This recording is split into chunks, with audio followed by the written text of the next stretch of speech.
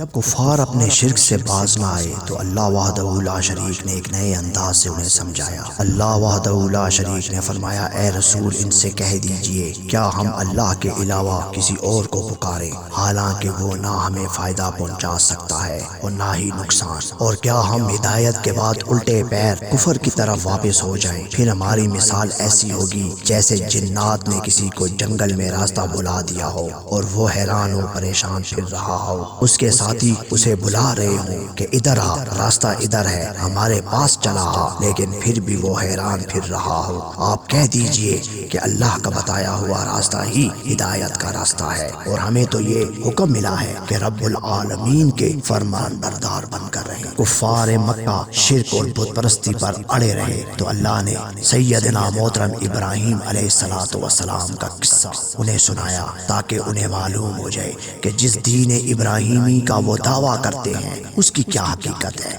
دین ابراہیمی تو در حقیقت خالص توحید ہے، نہ کہ شرک امیز عبادت اور غیر اللہ کی نظر و نیاز۔ پھر اور بہت سے انبیاء علیہم السلام کا ذکر کر کے فرمایا کہ یہ انبیاء سب کے سب شرک سے کوسوں دور تھے، وہ لوگ شرک کرتے تو ان کے بھی سارے اعمال ضائع ہو جاتے۔ اس کے بعد اللہ نے پھر توحید کے مزید دلائل بیان کیے اور آخر میں فرمایا ہم اس طرح اپنی آیات کو مختلف انداز سے بیان کرتے ہیں تاکہ ایک ہی انداز دیکھ کر کہیں یہ لوگ یہ نہ کہہ دیں کہ آپ نے کسی سے اتنا ہی سیکھ لیا ہے اور اسی کو دہراتے رہتے ہیں، اور تاکہ سمجھنے والوں کے لیے ہم وضاحت بھی کر دیں۔ اس طرح اللہ وحدہ لا شریک نے معجزے کے مطالبے کو ٹھکراتے ہوئے نبوت کی صداقت کے لیے تصریف آیات اور متنوع عبارات اور مضامین کو ہی دلیل اور معجزے کی حیثیت سے پیش کیا اور فرمایا، اے رسول آپ تو بس اس وحی کی پیروی کرتے رہیں جو آپ کے رب کی طرف سے آ رہی ہے،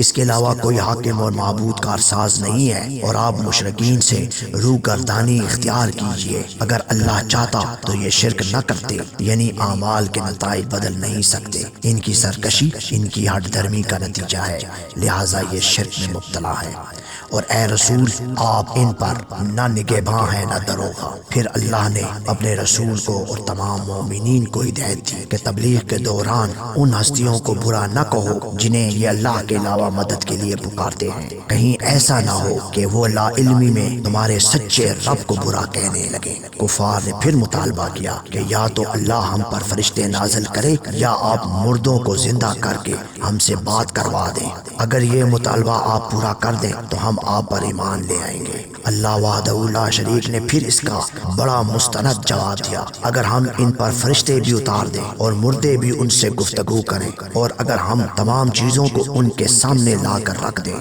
تب بھی یہ ایمان نہیں لائیں گے، مگر صرف وہی جن کو اللہ چاہے، یعنی ہدایت ان کو ملے گی جو قانون فطرت کے مطابق اسے حاصل کرنے کی کوشش کریں گے۔ ہدایت قانون فطرت کے مطابق ہی ملتی ہے، لیکن اکثر لوگ یہ بات نہیں سمجھتے۔ کفار مکہ بتوں کی نظر و نیاز کرتے تھے، ان کے نام پر جانور ذبح کرتے تھے۔ اللہ وحدہ لا شریک نے اس رسم مشرکانہ کا کلا کما کرنے کے سلسلے میں یہ بات فرمائی، تم وہ چیز نہ کھاؤ جس پر خالص اللہ کا نام نہ لیا گیا ہو، اس کا کھانا گناہ ہے۔ قرآن مجید کی آیات نازل ہو رہی تھی، توحید کے دلائل بیان کیے جا رہے تھے، اور کفار اپنی بات پہ اڑے ہوئے تھے، اور وہ اپنی بات پہ اڑے، اور ادھر اللہ کی آیات جو تھیں وہ مسلسل نازل ہو رہی تھی۔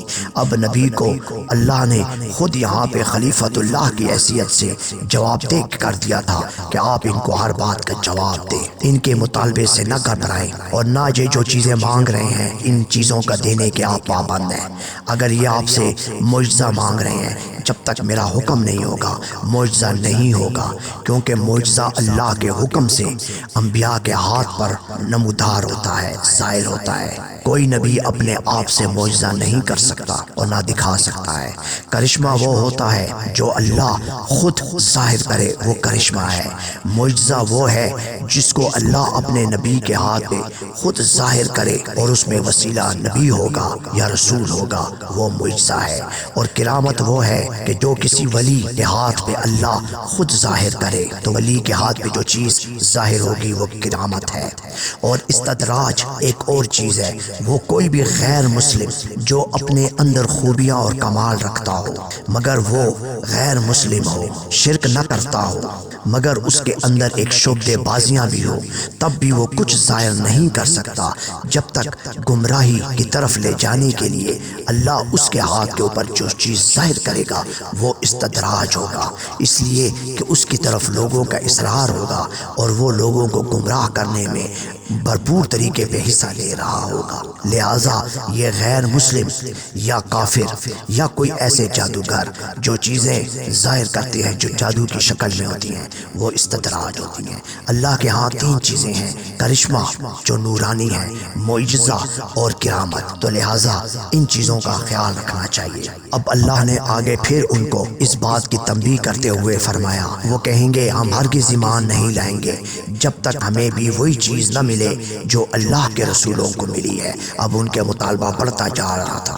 اللہ نے فرمایا یہ مطالبہ پورا نہیں ہو سکتا، اس لیے کہ اللہ خوب جانتا ہے کہ رسالت کس کو دینی ہے اور کس کو دے، یہ تم لوگوں کا مسئلہ نہیں ہے۔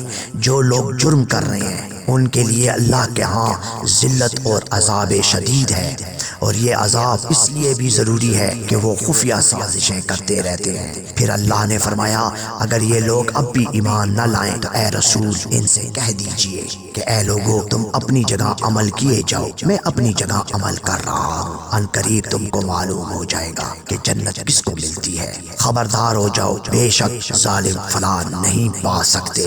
اب یہاں پہ اللہ نبی کی جگہ پہ خود جواب و سوال فرما رہا ہے۔ آپ دیکھیں تو اللہ کا یہ کلام اصل میں یہ نبی کی سیرت کا ایک بہت اہم حصہ ہے، نکتہ ہے کہ نبی کی سیرت اس طرح نہیں تھی۔